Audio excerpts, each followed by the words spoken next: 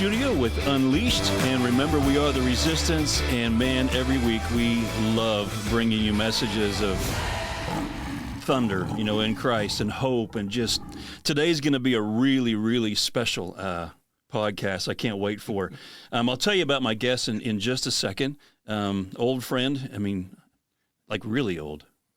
But, okay, he's younger than me. But anyhow, Eric, you got a question for us this week? I do. This is a question I actually had personally. Okay. Oh, we got a personal question. Deer poops. Deer poops? Yep. So that's not like Dear Abby. No, not like Dear Abby. Okay. So I've got a Great Dane at home, and around the summertime, around our pool and stuff, I'm constantly dealing with these massive, Great Dane. So I started thinking about the size of a deer. So our deer running around, leaving these giant cow-size poops all over the woods. Yeah, if you've seen that in the woods, you probably do have a Great Dane, because deer poop is like, the size of your thumbnail, and there's about, 20 of them in a little bundle. Oh my gosh. Yeah. Now I can tell you a story. So I was in, what was it? Was it Ukraine? I was there years ago doing music. And Tom, I think this was before you and I met. This was back in the 90s. And I'm doing music for this evangelist. And so we're like in this soccer stadium, right? And this guy had been walking his Great Dane out in this field. I didn't think anything of it in the soccer field. And there was a stage. So I'm backstage, and it's about time for me to get ready to go up there. They were doing like a prayer before I was going to come up and start playing and singing. And I step in it. And it's Great Dane poop. Oh. And I'm telling you, it's ankle deep. It's big. This is massive. And I had like these kind of, lower. Oh, yeah. So I don't know what I'm going to do. And so I'm standing there, and this one guy who was like our bus driver saw it, and he sees me because I've got a guitar around my neck, and I'm like shaking my foot. And he comes up and takes it off and cleans it off with his hand and gives it to me. And he goes back and washes his hand. And you talk about servanthood. He knew, the moment all these people are going to be there, hearing the music and the gospel and all this stuff. And in that moment, you got to do what you got to do. And he realized I couldn't. And he just comes up, grabs my shoe, cleans it off, gives it back to me. Wow. We didn't shake hands later, but that was okay. It was good. Yeah, that was okay. Well, today's guest is, did you ever have one of those guys that you haven't seen in 2 or 3 years? And for some of you guys who are hunters, like at hunting camp, you have your buddies you see every year. But we can see each other. It hasn't been, 3 or 4 years, and just instantly, a smile, breaks on your face. Yeah. You give the guy a hug, and there was a deep soul connection. And so today is one of those guys in my life. It's Thom Benge. And Tom, tell us about you a little bit, because I'm gonna start off with about kind of how we met, but tell us a little bit about you. Well, that's a loaded question. Currently, right now, I serve as the senior pastor of a church in Redmond, Oregon. I'm married to my beautiful wife, Nicole. We've been together 27 years. We have 2 adult daughters. I'm a former gym owner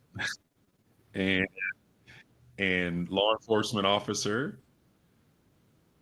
and I'm a son of the King. That's me.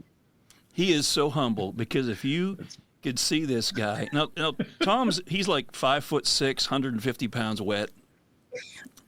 Just real push over, real, that one of those guys. Tom, how tall are you? 6'6"? 6'4". 6'4", okay. And you probably weigh in at what? Right now, a little heavier than I'd like to be. So about 295. Wow. We came in today, and I was telling Eric, I said, man, this dude, he's huge. He's one of those guys, when he walks in the room, everybody just kind of looks at him and like, did this guy like play NFL football? Just huge. But that's the thing I love about Tom. You can already tell his heart is as big as he is, if not even bigger. So, Tom, the first time that we met, Now, I was told about you being in the church. This was like February of 2003. I think is when I met you, because I was able to track it down. You can probably figure out how I got the date right. I had been told about, we had this officer, if you ever need an officer, kind of a thing in the church. And it was the second service. Now, it's cold out. And there had been a college choir. I know you know where I'm going with this story. So there's this college choir performing, and I'm sitting in the front row. I wasn't leading worship that morning. And what, from your viewpoint, what did you see happen? Man, I remember that day. I remember sitting in the congregation, and there was this guy that just walked in the church, sauntered up the aisle, leather jacket, sunglasses, and he's got a bow in his hand, and he climbs up on stage, but nobody's doing anything, and I didn't want to be that guy, right? Right. It's like, what in the world is going on here? And he shouts something from the stage, but I couldn't really hear him. And then when he walked off, you walked up, and I remember in my mind trying to, come up with an explanation, trying to make it all fit. And I kind of remember thinking, well, Brent is going to fix his mic because I couldn't hear him. And he comes down the aisle past me. You come down the aisle past me, and you just point at me. You just kind of point at me, and I jump up because I'm like, it's wrong. It's all wrong. And we met the guy at the front door with a bunch of other guys from the church. And yeah, so that was our first real connection. Yeah, when I had gone up, when he was walking off, it's because he saw me coming around the other side. And so then I go down the aisle past him, and that's when I first went out into the thing, he's cussing at me, and he had just told the audience that he was an angel and that death was going to come to everybody that wouldn't repent. That's what he was yelling that you couldn't hear because the choir was still singing. Yeah. That was on another episode. We talked about that. It was pretty wild. That's how we met. That was the first time. It's like, if you ever had that guy in your life, it's like, yeah, I'd like to have some backup. Who's got my 6 here? I mean, Tom was like 4 guys worth of 6. But that was in Meadville, Pennsylvania, and that's where you were an officer, correct? Yes, sir. Yeah. Yes, sir. Yes, so sir. your journey, 15 years. Is that when you moved? Has it been that long? I've been in Redmond, Oregon, 17 years. Yeah, I'm trying to think. I moved away in the spring of 2007. That's when it was. But the connection, again, in that, let me just kind of go back. Some of the guys that came out to the lobby that day were guys in the men's group that we had going there at the church. And this is one of the things that I love is when you need your brothers to step up. We had a buddy of mine on here, Ken Dodson. I think you might have talked with Ken. He used to play with the Colts and the Broncos and the training camp and everything. And he's another one of those guys you want in your corner. But when we had the men's group there, it was just really beautiful because, can I say beautiful as a man? These guys, no matter what was going on, they're going to be in your corner. And I think I love it because when you get a group of men that you can make it safe because you're not afraid to talk about your own stuff, that you really do have a bond that just goes beyond the norm, because a lot of guys, we don't want people to see our weaknesses. We don't know anything about us. And what ends up happening is we carry those temptations or those secrets in us because we're afraid we're not going to be good enough. And then the next thing you know, everything can explode in a moment. And I've shared my story on here before, from being back there. And, I loved those years. I loved the men's group. I loved it. Worship, leading for me was kind of like, it was kind of secondary because I just loved doing battle for the hearts of men. And the day that I moved back to Indiana, I'll never forget. I was there because I had taken the family back, And some of those guys from the men's group knew that I was leaving, and they showed up and helped me load everything into that truck. And I will, remember Glenn and Rich and Jerry and Bob. Some of these guys all showed up. And when we left, that one of the movies, we always like to watch movies, with the men's group. But we had done the whole Wild at Heart series. But we went through, of course, Braveheart and Gladiator and all those things. But when I left, all of us were in tears because there was a brotherhood. And I'll never forget, guys just saying strength and honor, because that was, of course, from Gladiator. And I don't know if you remember, but there was a time, with Nicole and I tell people we don't argue, we intensely fellowship, and I got to remember that one. I think, we were having some difficulty, and I remember picking up the phone and calling you, and you said, all right, and it might have been 11 o'clock at night, and you came over and you took me and talked to me and just got me settled down and back in it. And there was no judgment. There's no judgment. There was just trying to navigate the challenge of being a husband, doing it right. And I'll never forget that. So thank you. I remember that night. I do.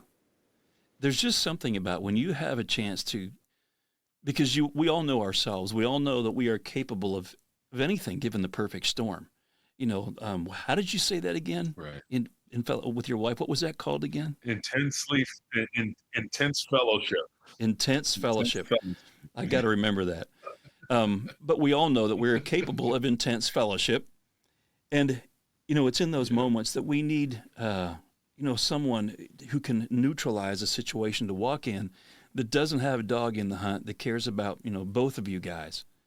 And to be able to just step in there and say, hey, you know what? Both of you right now are struggling because you're acting exactly how you should be acting because of your stories. You're both feeling things intensely and passionately, and you both want to know you're cared for. You both want to know that you're being heard. So, yeah, that was I remember that night. It was a joy to be able to step in there, as difficult as sometimes those situations can be. What's funny is, go ahead, Tom. I was going to say, I think with men, what's difficult is that maybe you've stepped into that once or twice before, and it didn't go well. Somebody judged you, somebody condemned you, and so what you do is you're left to try to battle that on your own. And you didn't do that. You met me right where I was at, and I knew you cared about me. I knew you cared about Nicole. I knew you cared about our marriage, and that was powerful for us. And as we walk alongside couples today, we've taken that lesson with us, and we're for them. We're for each of them individually, and we're also for their marriage. There's something beautiful too when you've been there and you've been through those situations. The only thing I can relate is, I don't know if you remember from what was was it Saving Private Ryan? I relate to movies, but it's kind of like these guys they're battle weary. They've been on the front lines, and they see all these guys marching in that had just gotten off the plane. They're as green as could be. And one of the guys is kind of teasing them. Another guy's like, hey, man, come alongside these guys. They have no clue what they're getting ready to face here. And I think that's one of the things I love about getting older is when you have made your mistakes and your successes, you can use it all to be able to love someone and say, you know what, been there, done that. You're going to make it through this, but there's going to be some work we're going to need to do, like all of us have to do, but I'm not going anywhere. I'm going to be right here no matter what.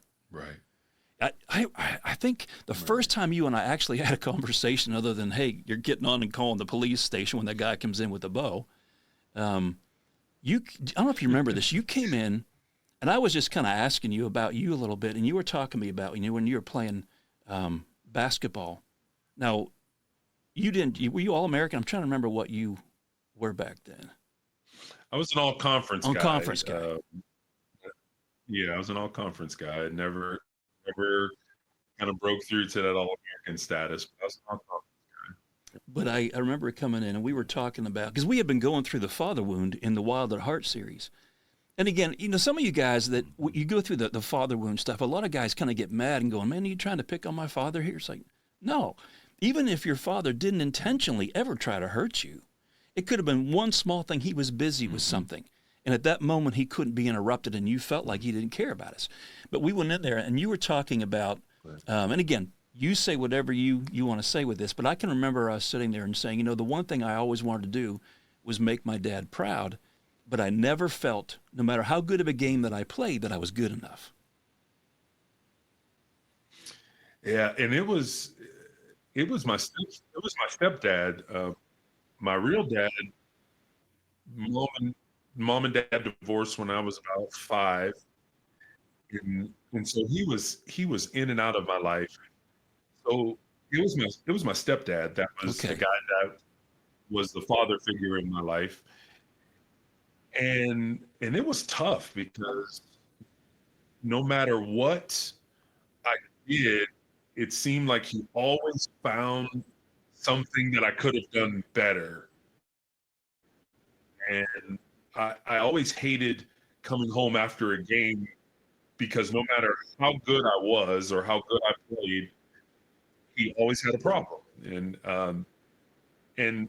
I never realized until later in my life how much that was fueling me to never have someone be able to say I wasn't enough. And it led to almost an obsessiveness in everything that I did. And I never realized how much that was fueling me most of my life. We were on a men's thing we did. It was you and I can't remember who all the guys. I think Dale that used to be there, he was the custodian there. I think Rich. Oh, you're talking. Sorry, I don't even see you there. We have some video feed. If you see me talking over him, there's some video feed stuff going on, so I'm not sure when he was talking there. We'll get it fixed. But we had gone on a horseback riding excursion. Boy, Tom knows where I'm going with this. And so when I called this place, they said, now what's the weight of each guy? Because we can't have anybody over 250 pounds on one of these horses. I said, you don't understand.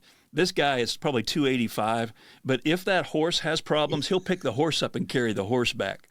So I knew that he was a little bit, I was like, a little weird with the horses. But so I also knew one thing that a lot of people probably don't know. Tom doesn't like spiders. And so I get there and I tell the person that's going to be giving us the instructions, I said, hey, he doesn't like spiders. And I want you to do me a favor. And I want you to tell him, hey, be really careful because there's these horse spiders that like crawl up back under the belly and you can't see them. And they're not real dangerous, but they're pretty big and they can be pretty scary. And you're like, dude, I am going to kill you.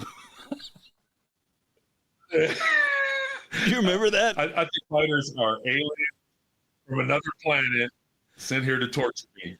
Yeah. Oh, it's funny. You have this behemoth of a man afraid, and it wasn't even a horse spider. It was, we're just making stuff up. But when you were talking about, being driven, we get to this restaurant. I think we had a flat tire. And so we go and we eat at this place while we're waiting. And I noticed when you went in, you asked us after we sat down, and of course, you're facing the door, you're facing everything, you're sitting in a way you can see the entire room. And for most of us, we're not thinking that way, but you are.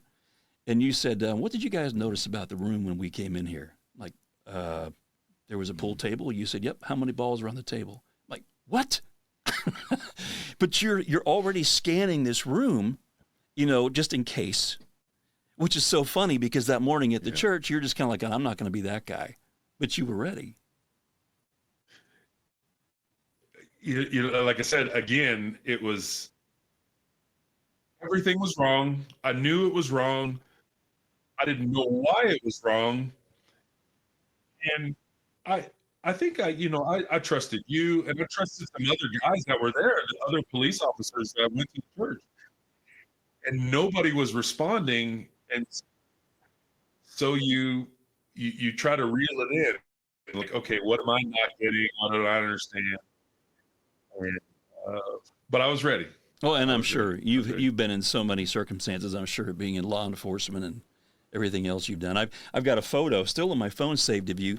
You've got some guy tucked underneath, and he's got a knife, and you're disarming him. Do you know that picture I'm talking about? I might have to post that. I might have to do that with this. Yeah, training picture. Yeah. Yep, it was a training picture.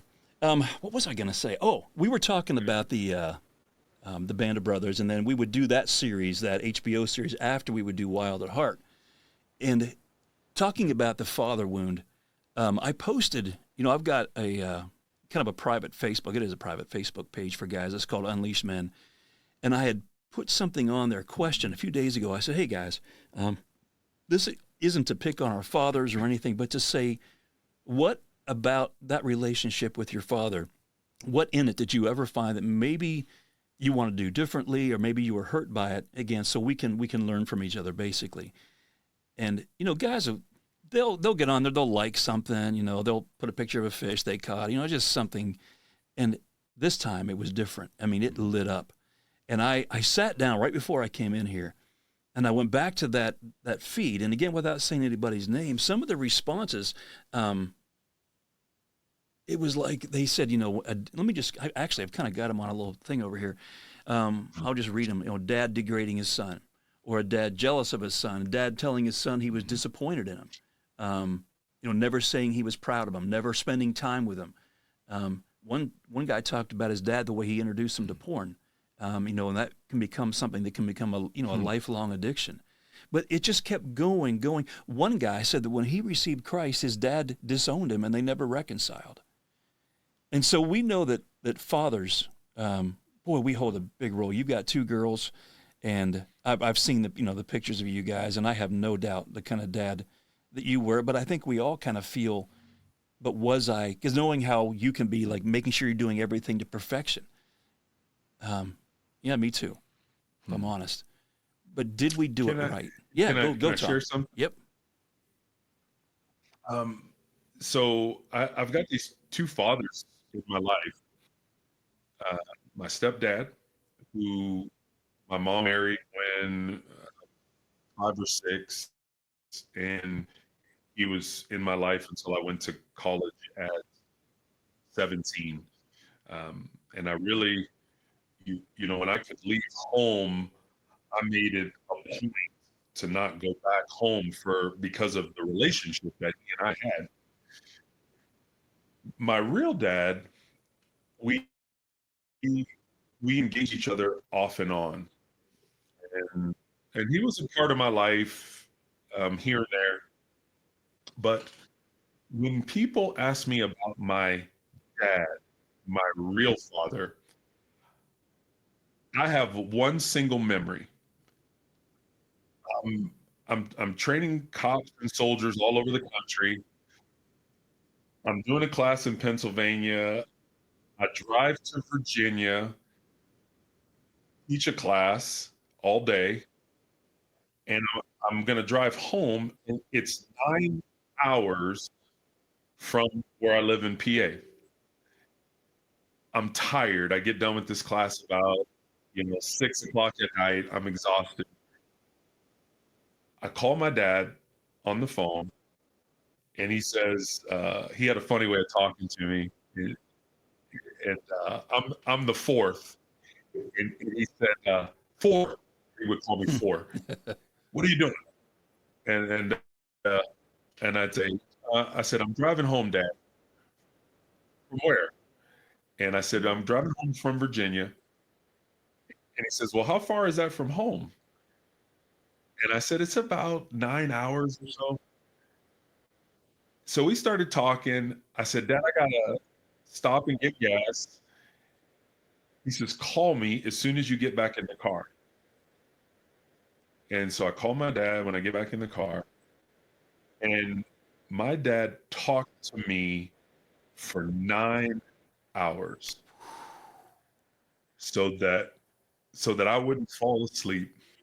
Oh, So that's the memory that I have of my dad. And wow. when I needed him to be there, he was there. So, so that's my dad memory. So, You know, I can talk to guys about anything, but as soon as you start talking about dads, I was with I was with a former police chief, a state policeman, and two other guys, and we were sitting around one night, and I was talking about this subject, and one of my close friends who was an officer, he said, and I won't get as colorful, but he said, "I hate that SOB.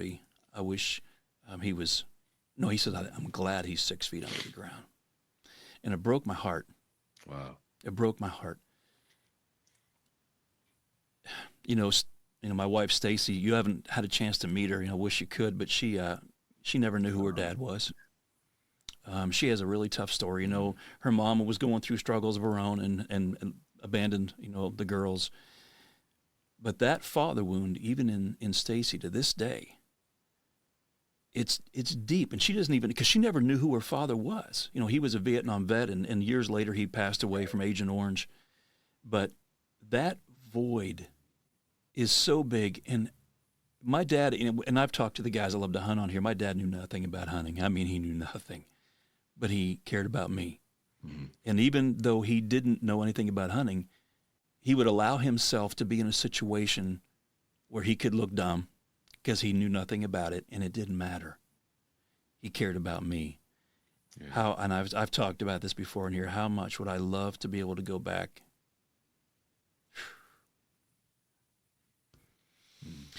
Well, as like I said, oh, go brother. my real dad, every time I ever talked to him, he always told me how proud he was of me. Always.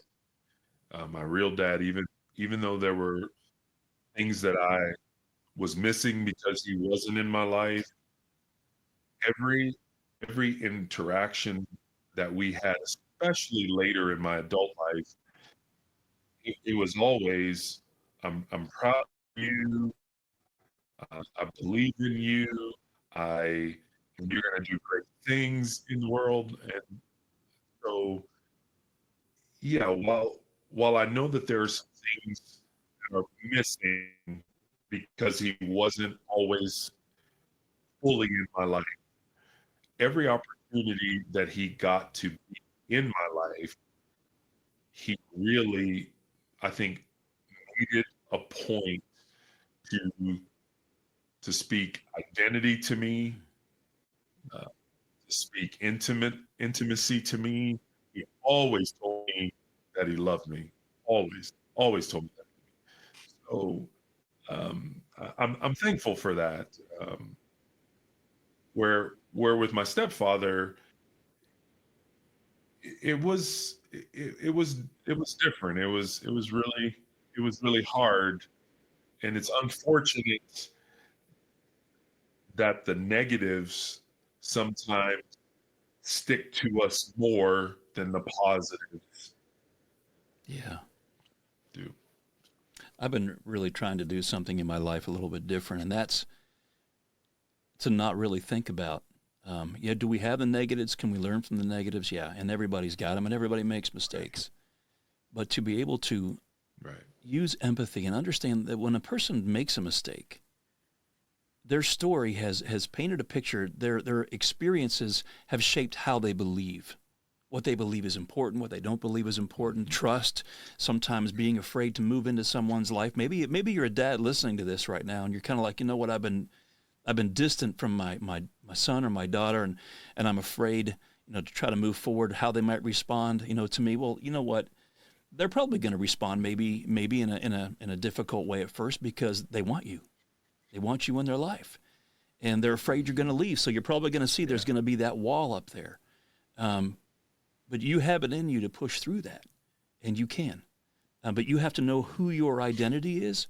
And sometimes, one of the things I was taught years ago, that when we ask for forgiveness, it's not just enough to say, hey, I'm sorry, will you please forgive me? But it's really important to be able to say, I know that I hurt you, and I'd like you to tell me how what happened affected you, because I care.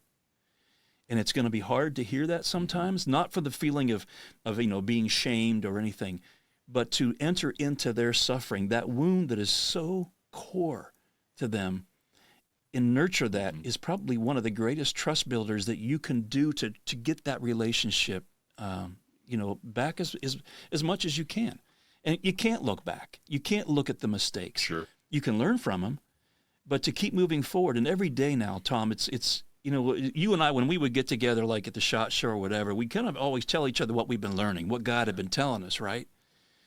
And I know I've had a lot of ego, a lot of pride, different things that I've had to not just swallow but eradicate, and I can't do that myself. It had to be Christ in me, and I thank God for the broken moments in my life that brought humility, that helped me understand my identity didn't come from the bad or the good, but that it comes because, like you said, I'm a child of the King.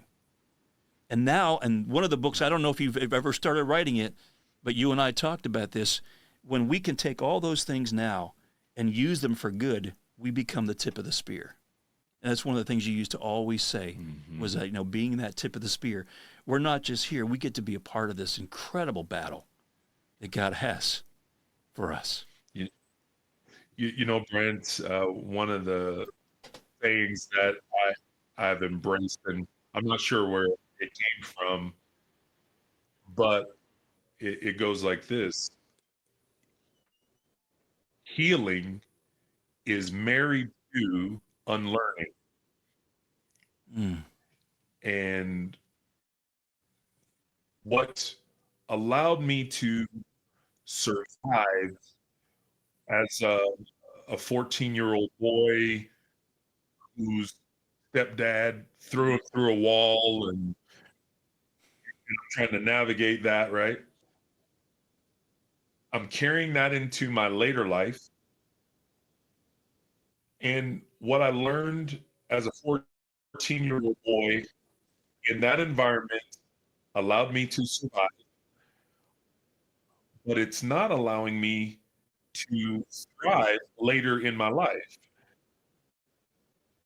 So I had to unlearn things so that I could heal and realize I'm not that 14-year-old boy anymore. I'm not under the thumb of this man who's got his own stuff that he's working out with me, right? When I look back now, I realize that I'm not mad at him anymore. He was working out his own wounds, and I just happened to be the recipient of him really not knowing who he was. And once you can get to that place where you can say, I don't have to behave this way anymore. I don't have to think about the world this way anymore. And unlearn those things that allowed you to maybe make it when you needed to, you can heal.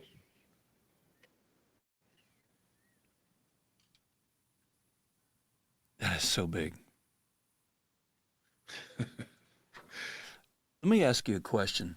You've gone from law enforcement, and there's a lot of things that people out there don't know about you. There's that video feed thing going on again, and sometimes I can't tell if you're talking or not. So if I step on you, I'm so sorry.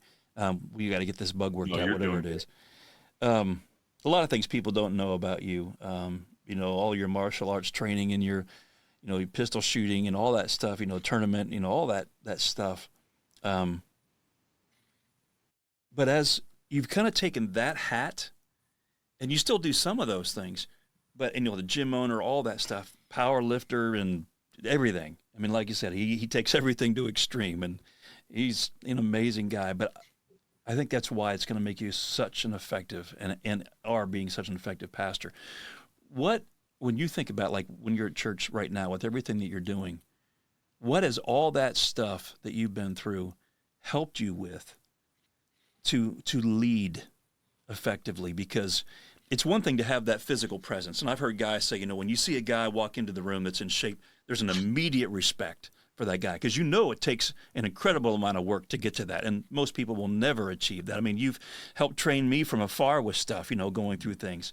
But of all the stuff that you have learned, because whenever I think of Thom, I think of I want to say gentle giant, but I also know you could rip anybody's head off like on the count of one.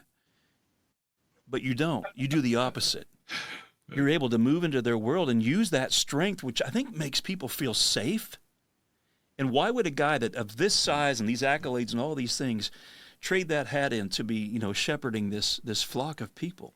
And I would just love, because it's been a while since I've really talked since you've been doing that. What have you brought to the table with all that? That's a really deep question. I'll try to move from a surface level and then down in a little bit. I think just on the outside, as a shepherd, one of my calls is to protect. And so much of my life has been about being a protector. And so I think that in many ways, that's just a very natural outflow being a shepherd of a church, of a flock of people, that I'm there to protect them. I think going down a little bit deeper,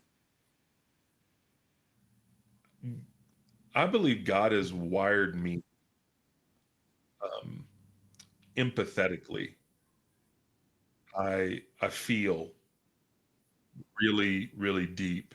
And so I look at people and I almost feel those points of tension and um, pressure and uh, turmoil and as a police officer, whether the person was breaking the law, they were the victim of crime, they were experiencing the worst of the human condition at that moment, whether they were contributing to it or they were suffering from it. And so as a pastor, I realize that very often people are reacting to life. And going back to what we just talked about, they've learned to survive. They have this set of skills that allow them to get to a certain point, but they haven't learned to grow past that.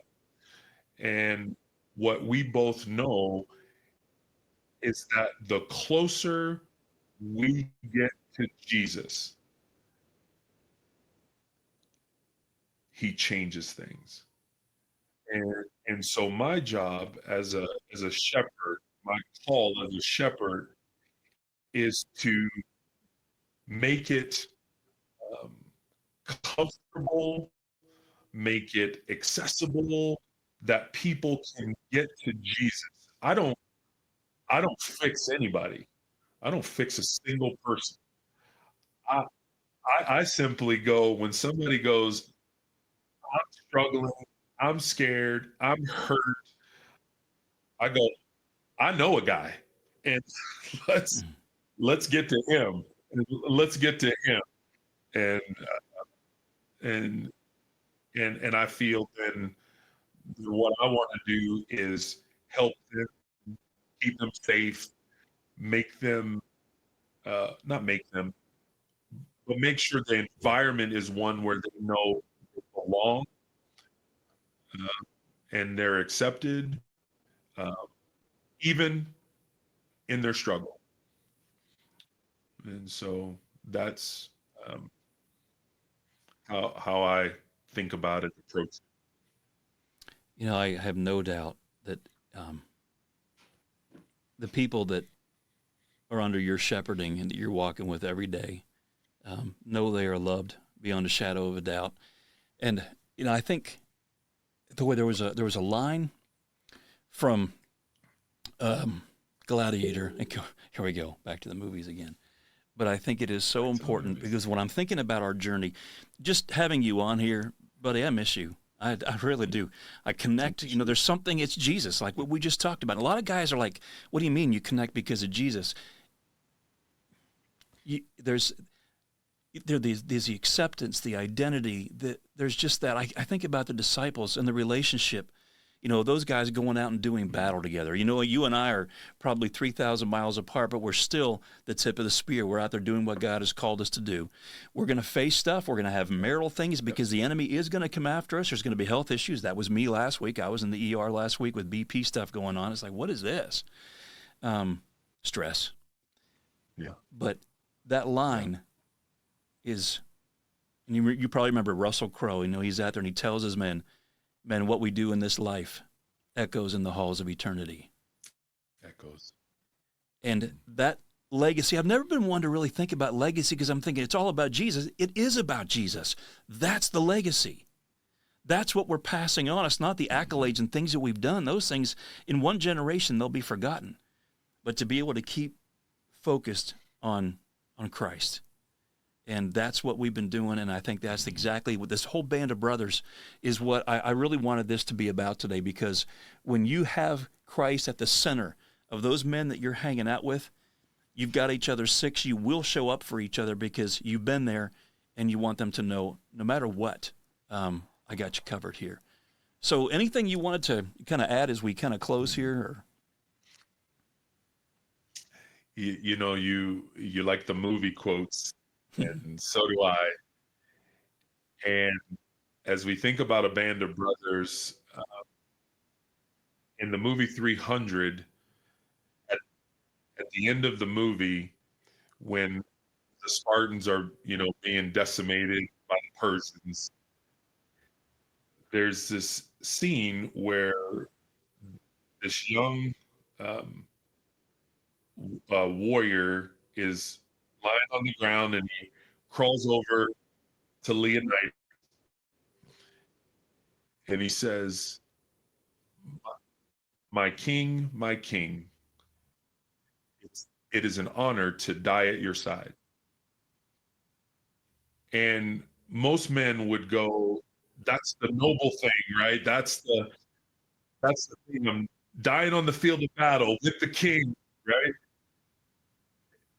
And Leonidas looks at the young warrior and he says, "It has been my honor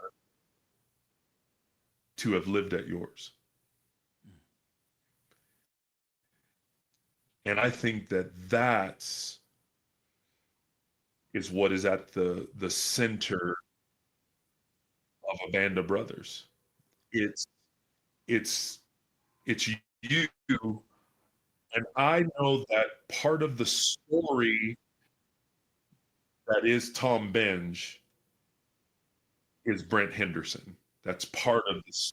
That's part of the story, and that's what we have to be willing to step into that more and more and more. That my life is better because you're in it, and hopefully your life is better that I'm in it, and that's what we do. We live shoulder to shoulder, and we live shield to shield, and we say we're advancing the kingdom because we know who we are, we know whose we are, and yeah, that's what I would add. Well, this whole Unleashed podcast, it's Unleashed is about your identity. You've been unleashed to go and do this, and had we not risked, you know, sharing our stories and living life together, we wouldn't be a part of each other's life. And so I want to say this to the guys out there too, man. Maybe you're those guys that's like, you know what, I just don't like to get kind of too close to other guys. I don't want them to kind of know my stuff. Well, you're missing life. Life was created for relationships. That's why it's here. And so I'm going to go back, and I want to kind of end this with a quote I've used before. And it was a buddy of mine who wrote a book called The Cure. And one of the things in there that he says is, imagine a place so safe that you can share the worst about yourself and actually be loved more, not less, for the telling of it. So Thom and I know each other. He even shared about how coming over to his house one night at 11 o'clock at night, they were going through some rough spots. Thom knows my personal shipwreck. We've talked about it. It's been in my books. I don't care who knows, because I'm free. I'm identified by one thing and one thing alone, and that is Christ is in me, as Paul says in Galatians 2. I'm no longer driven to impress others because Christ is in me. So I just want to encourage you guys, stay close to your brothers. There's nothing more important than strengthening each other so we can finish well, because like we were saying, what we do in this life echoes in the halls of eternity, and that is all about Jesus. So, Thom, buddy, I miss you, and we will see each other hopefully before too long. I would love that, man. Yeah. Thank you. All right, guys, we will see you next time, and remember, we are the resistance, and it's because of Christ in us. See you next time.